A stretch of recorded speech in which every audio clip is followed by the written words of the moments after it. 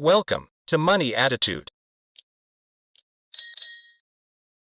The main message and the point is the importance of financial literacy. Can you read a financial statement?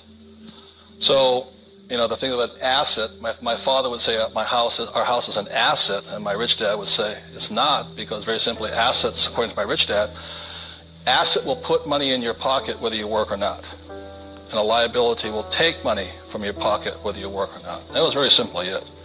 The important things about a financial statement is that it allows you to see the truth instead of being stymied by other people. And what your banker asks for is your what? Financials.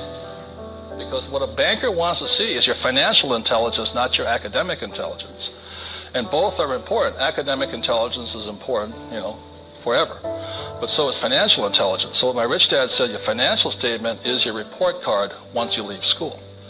And the problem is 99% of the people leave school and they don't have a clue what a financial statement is, much less what a checkbook is.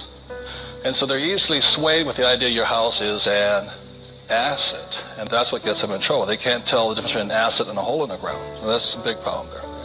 So my poor dad always said to me, son, go to school and get a job. So he was programming me to come here. But I kept saying, but I want to be rich. My mother says, don't listen to your dad, you know what I mean? My mother was a nurse. She says, if you really want to be rich, you should become a doctor. But my mother was saying become, specialist, self-employed, or small business owner, independent. You hear people say, if you want to be successful, get a profession.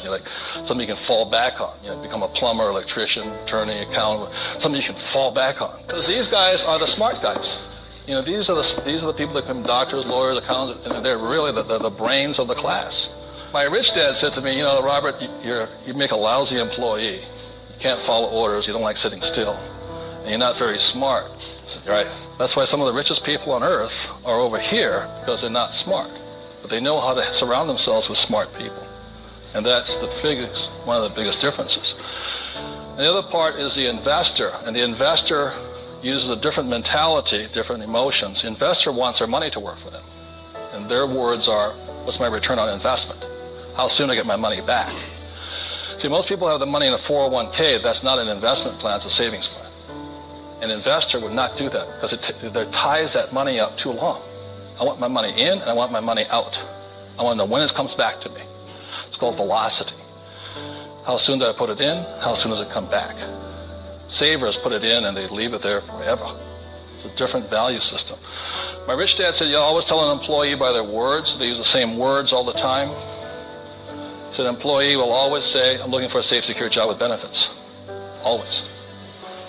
My rich dad also said you can always tell a self-employed person because they'll say such things as, I'm going to charge you 6% commission, like a real estate salesperson, or $100 per hour, or I'm going to charge you for the job by this much. So they go, for these people, time is money. And the business owner, what they say, I'm looking for the smart people, best people, I'm looking for the best system. They don't, because they want to move on and start another business. They want to have multiple corporations. Very big difference. And an investor says, I want an ROI. Now, the theme song for the self-employed, the difference between a small business owner and a big business owner is very simply this. A big business owner, if they do the job right and build the company, they can leave. And when they come back, the company's doing better without them, more profitable because they have the bright people running it. A self-employed or a small business owner, if they leave, the income goes where? Down. Or if they have employees, they just ferret out they just take everything falls apart. So that's the difference.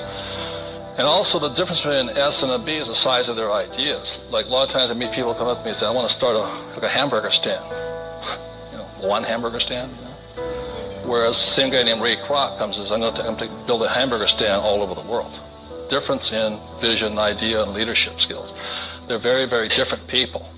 And the reason they're different is because emotions.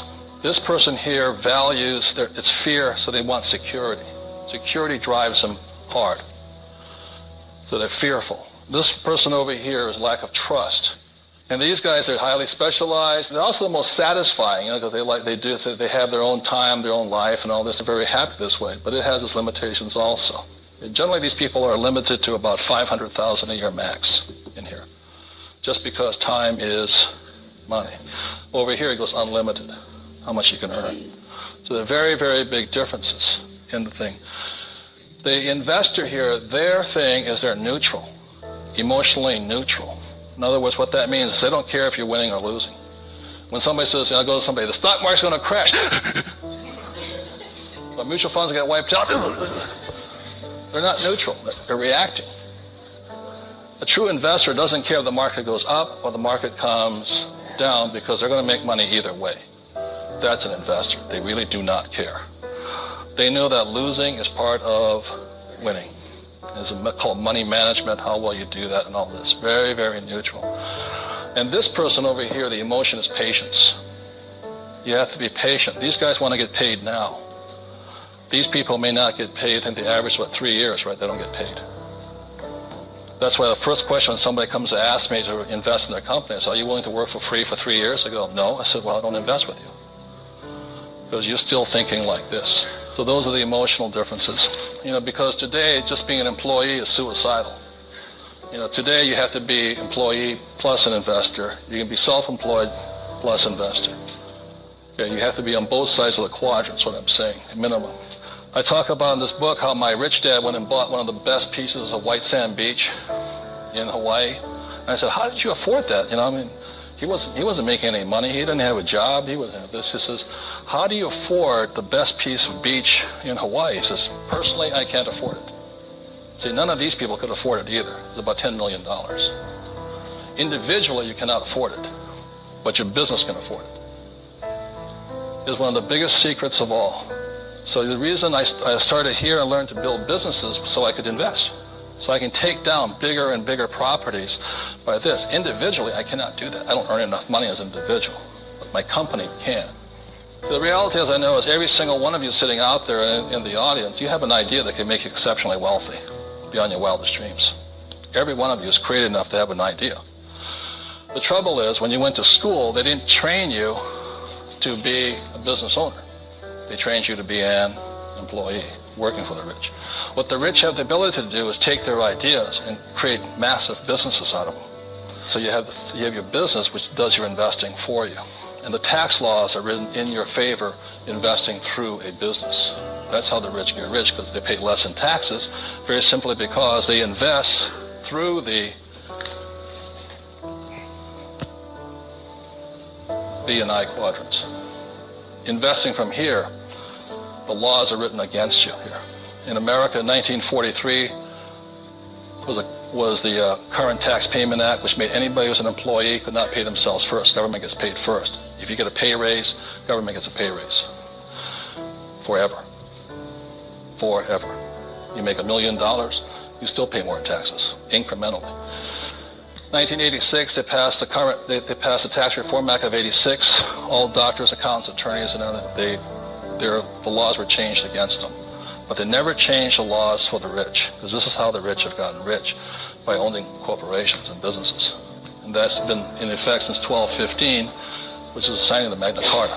So ever since the thing has got to know, you want to get rich, you have to play by the rules of the rich, because the rich make the rules. If you're an employee, your first line item expense is tax.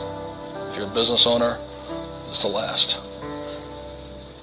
That is the biggest loophole ever.